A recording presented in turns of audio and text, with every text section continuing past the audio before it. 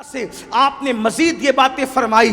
آج کل لوگ جو اپنے مشائخ کو پیروں کو سجدہ کرتے ہیں، اللہ کے سوا کسی کو سجدہ کرنے کی اجازت نہیں ہے. جب یہ باتیں آتی ہے پھر لوگوں کو تکلیف ہوتی ہے. لوگوں کو تکلیف کیوں ہوتی؟ کہا کہ نہیں اب یہ بات تو نہیں ہے، ہم تو نہیں مانیں گے. ہم نے کہا مشائخ چشت کا حوالہ دے کر کے لوگ یہ بات کرتے ہیں کہ ان کے یہاں تو سجدہ ہوتا تھا. ہم نے کہا اللہ کی عزت کی قسم، ہمارے مشائخ چشت جتنا شریعت کے پابند تھے اتنا کون پابند ہو سکتا آج کے دور میں؟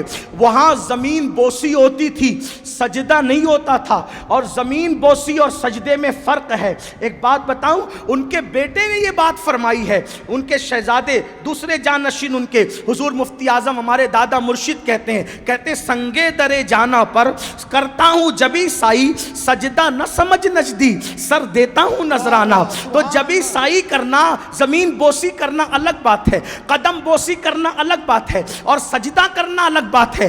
جب رسول اللہ کو سجدہ کرنے کی اجازت نہیں ہے تو پھر کس کو سجدہ کرنے کی اجازت ہو سکتی ہے؟ انہوں نے اب الزبدۃ الزکیہ یہ کتاب سجدہ تعظیمی کی حرمت پہ لکھ کر امت پر عظیم احسان کیا. اہل سنت و جماعت کا انہوں نے عظیم دفاع فرمایا کہ ہم پہ جو الزام لگایا جاتا ہے ہم قبروں کو سجدہ کرتے ہیں، پیروں کو سجدہ کرتے ہیں، یہ الزام ہے.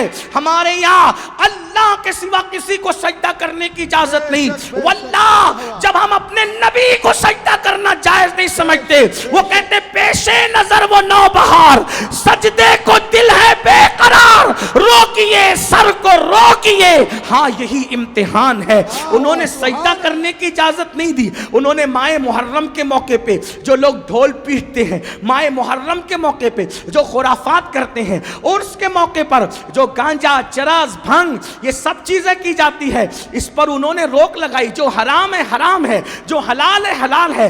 جو حلال تھا اس کو دلیل کی زبان عطا کی، اور جو حرام تھا اپنے بیگانے کی پرواہ کیے بغیر ان کا قلم چلا تو انہوں نے رد و بدعات و منکرات کر کے امت پر، اہل سنت پر عظیم احسان فرمایا. مسلمانوں آج ہمارا کیا حال ہے؟ اللہ اکبر. بہت سارے معاملے میں ہم اتنے خرافات ہماری یہ قوم کرنے لگتی ہے کہ لوگ اگر بدعقیدگی پھیلانے کے لیے کوئی اور راستہ نہ بھی ہو تو ہمارے خرافات دکھا کر کے لوگ بدعقیدگی پھیلائیں. اور بڑی معذرت کے ساتھ سید بادشاہ اور میرے دائیں بائیں بیٹھے ہوئے ہیں، اور خاص طور پہ باپو غلام حسین ایک پیر بھی ہیں، عالم بھی ہیں، استاذ العلماء بھی ہیں، ان کی موجودگی میں کہوں، جب ہم لوگ کہتے ہیں نا ڈھول نہ بجاؤ ماہ محرم پہ، تو ہمیں یزیدی ہونے کا لوگ تانا دیتے ہیں، اے یہ یزیدی لوگ ہیں یزیدی. ہم کہتے ہیں کیوں یزیدی ہو گئے ہم؟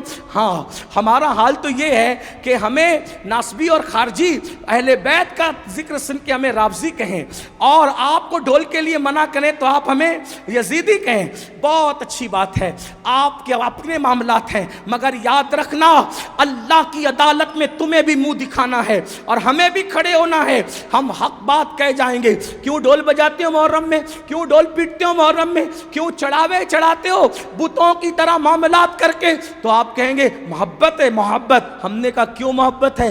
جن کی شادیوں میں ڈھول نہیں بجے ان کی شہادتوں پہ ڈھول بجاتے ہو؟ بے شرمو. آپ بتائیں مجھے، کوئی ثابت کر سکتا ہے امام حسن کے نکاح پہ ڈھول بجا، امام حسین کے نکاح پہ ڈھول بجا؟ جن کی شادیوں میں ڈھول نہیں بجے ان کی شہادت پہ ڈھول بجانے کا جگر لاتے کہاں سے ہو؟ کہا نہیں یہ عشق اور محبت ہے. ہم نے کہا اگر یہی عشق و محبت ہے، اگر یہی تقاضۂ محبت ہے کہ علی اکبر کے جسم کے جس دن ٹکڑے ہوئے ہوں، جس دن اللہ اکبر امام حسین کے سر کو نیزے پہ اٹھایا گیا ہو، جس دن بیبیوں کی چادریں چھینی گئی ہو، اگر اسی دن ڈھول بجانا تقاضۂ محبت ہے، اللہ کسی کو وہ دن نہ دکھائے جس دن تیرے بیٹے کا ایکسیڈنٹ ہو اور تیرے بیٹے کا، جوان بیٹے کا جنازہ اٹھ رہا ہو، اس وقت تو ڈھول بجانا.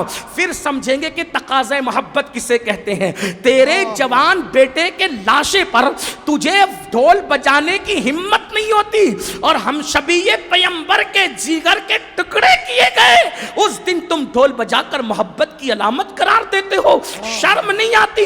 ذرا سوچو تو صحیح. سنیو، بدعقیدگی کے راستے ہم نے استوار کرنے کی کوشش کی ہے. امام احمد رضا کی شان یہ ہے، انہوں نے اہل سنت کو بھی اصلاحی نظریہ پیش فرمایا اور بدعقیدوں کو بھی لگام عطا کی۔ کم نصیبی یہ ہے ہم نے بدعقیدوں کے معاملے میں اعلیٰ حضرت کا موقف تو پیش کر دیا، لیکن اہل سنت کی اصلاح کے لیے انہوں نے جو باتیں پیش کی کہ ہم نے اس کی ہمت کی، اس لیے کہ ہم تو سوچتے ہیں فلاں صاحب ناراض ہو جائیں گے، فلاں صاحب۔ یاد رکھو قرآن کہتا ہے واللہ ورسولہ احق ان یرضوا، اللہ اور اس کے رسول زیادہ حقدار ہیں کہ ان کو راضی کیا جائے۔ لوگ رزاق نہیں ہیں، رزاق اللہ۔